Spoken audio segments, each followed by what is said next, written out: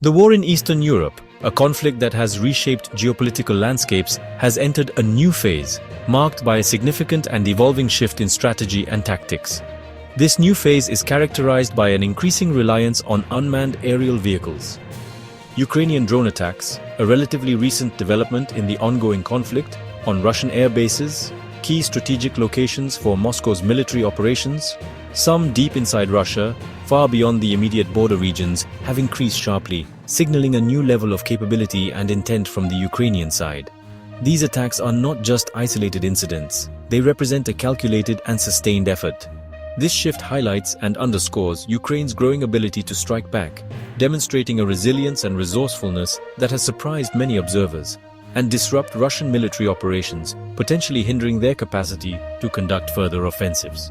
By targeting air bases, a critical component of Russia's military infrastructure, Ukraine aims to weaken Russia's air power, diminishing its ability to project force and support ground operations, and reduce attacks on Ukrainian cities, providing much-needed relief to civilian populations under constant threat. These drones are sophisticated, employing advanced technologies capable of long-range missions, enabling them to reach targets previously considered beyond reach and evading some air defenses, showcasing their advanced design and electronic warfare capabilities. Even partial successes send a message of Ukrainian resilience and innovation, demonstrating their ability to adapt and overcome challenges in the face of adversity. Ukraine rarely confirms specific targets, maintaining a level of operational ambiguity, but independent reports show damaged aircraft and infrastructure, providing tangible evidence of the effectiveness of these drone strikes. Russia has acknowledged some attacks, albeit reluctantly, often calling them terrorism, in an attempt to delegitimize the attacks, portraying Ukraine as a rogue entity, and downplaying the damage, seeking to minimize the impact on public morale and maintain a facade of control.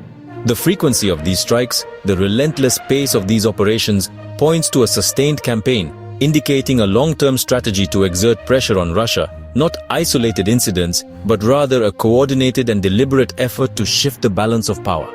For much of the war, in its initial stages, fighting was confined to Ukrainian territory, with the vast majority of combat operations taking place within its borders. Now, Ukraine is projecting power into Russia, taking the fight across the border, changing the conflict's dynamic, introducing a new dimension to the war. This brings the war closer to ordinary Russians, making the conflict more tangible and immediate for the population, and forces Moscow to divert resources, straining its already stretched military budget to defend its own soil, shifting focus from offensive operations to defensive measures. The psychological impact, the effect on the collective mindset, on Russian society and military morale, the sense of invincibility, is significant, potentially undermining public support for the war. These attacks challenge, fundamentally question, Russia's sense of security, its perceived invulnerability, and complicate its war planning, forcing a reassessment of strategies and resource allocation. The world is watching closely, with bated breath, as each new strike, each successful operation could shift the war's trajectory, potentially altering the course of the conflict. Ukraine's drone campaign is a bold move, signaling a willingness to escalate and innovate, pushing the boundaries of conventional warfare. The conflict's front lines, the traditional boundaries of engagement, are no longer just on the ground, the trenches and battlefields of eastern Ukraine. They're in the skies over Russia itself, marking a significant expansion of the war's geographical scope. This new reality raises the stakes for both sides, demanding a reassessment of strategies and a renewed commitment to achieving their respective objectives.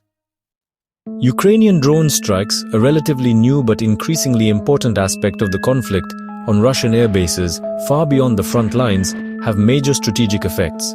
These aren't just pinprick attacks, they represent a calculated effort to degrade Russia's war machine. Damaging or destroying, with precision-guided munitions, Russian aircraft and fuel depots, critical for sustaining their air operations, directly weakens Russia's ability, limiting their capacity to wage war from the air. This disruption has a cascading effect on the battlefield. Fewer Russian jets and bombers, grounded due to damage or fear of attack, mean fewer attacks on Ukrainian cities. This offers a degree of respite and saves lives. These strikes force Russia, compelling them to redeploy valuable air defense systems, including advanced missile batteries, to protect rear bases, diverting them from the front lines, thinning their strength elsewhere. This creates vulnerabilities that Ukraine can exploit. This classic tactic, of forcing the enemy to react and redistribute resources, creates openings for Ukrainian forces, allowing them to advance on other fronts. It's a strategic chess move. The psychological impact is real, it's palpable. Russians now see the war, no longer a distant operation, reaching deep into their own territory. This shatters the illusion of invulnerability. For the military, constant threat of attack degrades morale and readiness. The strain is immense. Economically, replacing lost aircraft, especially modern fighter jets, and repairing bases is costly for Russia. It drains resources from other vital sectors. Drones are cheap compared to a fraction of the cost of the high-value targets they destroy, creating a significant return on investment, making each strike a cost-effective blow. It's a smart strategy. This is asymmetric warfare. A smaller force inflicting disproportionate damage, Ukraine imposes outsized costs, inflicting damage far exceeding their investment, on Russia with relatively small investments. This is a testament to innovation and resourcefulness. The attacks also force Russia, compelling the Kremlin to rethink its sense of security, challenging their assumptions about their own defenses and its war strategy. They are forced to adapt and react. Each successful strike, each drone that finds its target, is a strategic and psychological victory for Ukraine. It boosts morale and demonstrates resolve. The balance of power in the air, once firmly in Russia's favor, is shifting, slowly but perceptibly. Russia has responded to Ukraine's drone campaign, marking a significant shift in the conflict's dynamics. This response has manifested in intensified air assaults, demonstrating a clear escalation of force. In late May 2025, Russia launched a massive wave, showcasing a coordinated and large-scale offensive. This wave consisted of drones and ballistic missiles aimed directly at Ukrainian cities, signaling a dangerous turn in the war. Over 250 attack drones were deployed, forming a swarm designed to overwhelm defenses. Complementing the drones, 14 ballistic missiles were used in a single offensive, highlighting the firepower being employed. Civilian areas and critical infrastructure were directly hit, causing widespread destruction and disruption. The attacks resulted in significant casualties in Kyiv and other regions, leaving a trail of devastation and human suffering. This escalation aims to break Ukrainian morale, forcing the population to live in constant fear and uncertainty. It also seeks to pressure the government into making concessions, undermining their resolve to continue the fight. The international community has strongly condemned these attacks, expressing outrage at the targeting of civilian populations. Many are accusing Russia of war crimes, calling for accountability for the deliberate targeting of non-military targets. Since July 2023, Russia's air campaign has grown significantly in scale, becoming a more prominent feature of the conflict. This campaign is heavily reliant on Iranian-made Shahed drones, used to overwhelm Ukrainian defenses through sheer numbers. Ballistic missiles are specifically targeting high-value sites, such as military bases, command centers, and critical infrastructure. Their speed and trajectory make interception extremely difficult, posing a significant challenge to Ukrainian air defenses. Despite the intensity and scale of the attacks, these operations remain conventional in nature. Crucially, no direct nuclear threats have emerged from these operations, preventing a further escalation. The distinction between conventional and nuclear escalation is paramount, representing a critical threshold in modern warfare. Maintaining this distinction is crucial for global security, preventing a catastrophic descent into nuclear conflict. For now, the air war is fierce and unrelenting, testing the limits of both sides' capabilities and resolve. However, certain red lines remain unbroken, offering a fragile hope that the conflict can be contained and ultimately resolved peacefully. Ukraine has become a proving ground for modern drone and missile warfare. Russia uses large numbers of attack drones and missiles to bombard infrastructure and exhaust Ukrainian defenses. Ukraine, meanwhile, has rapidly developed its own drone capabilities, striking deep into Russian territory. Small drones target enemy trenches, larger ones hit air bases and guide artillery. Ukraine also uses drones for maritime attacks, showing adaptability in this new domain. Both sides rely on missiles. Russia with a diverse arsenal, Ukraine with precision Western systems like HIMARS and Storm Shadow. These weapons disrupt logistics and command posts, shaping the battlefield. The low cost of drones allows for mass deployment, challenging expensive air defense systems. Airspace is now a contested, high-tech battleground. The technological arms race is relentless, with both sides seeking new ways to gain the upper hand. This is the face of 21st century conflict. Ukraine's air defenses have improved dramatically thanks to Western support. Advanced systems now protect cities and infrastructure, intercepting many Russian missiles and drones.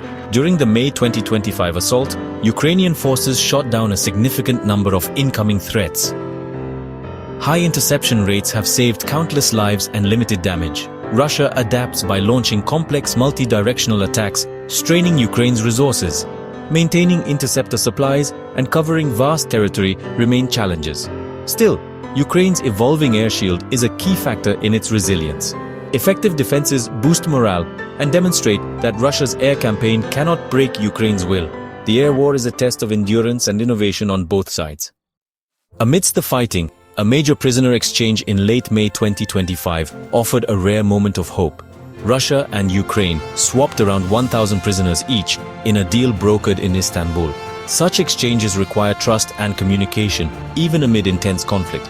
For families, these returns are moments of relief. For diplomats, they show that dialogue is still possible. The timing, during heavy air assaults, highlights the paradox of war. Escalation and negotiation can coexist. These exchanges are confidence-building steps, keeping channels open for future talks. They don't end the war, but they prove agreements are possible. Even small diplomatic successes matter in a brutal conflict. Ukrainian drone strikes on Russian air bases, some housing strategic bombers, raise fears of nuclear escalation. Russia's nuclear doctrine allows for use if its survival or deterrent is threatened. So far, Russia's response has been strong condemnation and conventional retaliation, not explicit nuclear threats. No direct public statements from top Russian leaders have signaled a shift toward nuclear options in response to these strikes. International pressure and the threat of global isolation likely temper Moscow's calculations. The risk is real, but the threshold for nuclear use remains high. For now, the conflict's escalation is fierce, but not yet nuclear. The prisoner exchange shows that diplomatic channels between Russia and Ukraine remain open, even as fighting intensifies. Third parties like Turkey and the UAE help keep communication alive, crucial for de-escalation. The international community, including the UN, urges restraint and renewed diplomacy. Behind the scenes, efforts continue to prevent accidental escalation, especially involving nuclear risks. Ukrainian drone strikes on Russian bases walk a fine line, raising global concerns. All sides must manage escalation risks and maintain clear communication to avoid disaster. Strengthening crisis management and reinforcing the taboo against nuclear use are top priorities. Every effort to foster dialogue and prevent catastrophe is vital for global stability. Should we fear imminent nuclear war from Ukraine's drone strikes or Russia's air assaults? The risk is higher than before, but not yet catastrophic. The May 2025 prisoner exchange proves diplomatic channels still function. Russia's retaliation has stayed conventional, with no credible nuclear threats from top leadership. The US and NATO have made clear the consequences of any Russian nuclear use. Russia's doctrine allows nuclear use for existential threats, but current drone attacks likely don't meet that threshold. Vigilance is necessary, but panic is not. The conflict is dangerous, but not on the brink of nuclear annihilation. Ongoing diplomacy and careful monitoring remain essential.